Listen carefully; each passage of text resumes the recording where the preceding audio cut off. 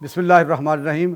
तहरीक लब्बैक पाकिस्तान की जानिब से पेट्रोलियम मसनूआत की कीमतों के इजाफे के ख़िलाफ़ शटर डाउन हड़ताल की कॉल दी गई थी।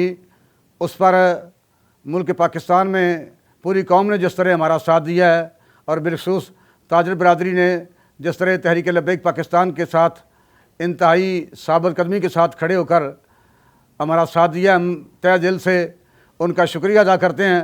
अल्लाह ताला सबको सलामत रखे और हमें इस महंगाई के तूफ़ान के ख़िलाफ़ मिल के आवाज़ बुलंद करने की और पूरी कौम को रिलीज़ दिलाने की तौफ़ीक अता फ़रमाए। बिस्मिल्लाहिर्रहमानिर्रहीम। आज पूरी कौम ने जिस तरह तहरीक लब्बैक पाकिस्तान की मुकम्मल शटर डाउन हड़ताल की मुकम्मल हिमायत की है, इस पर मैं पूरी कौम का शुक्रगुज़ार हूँ।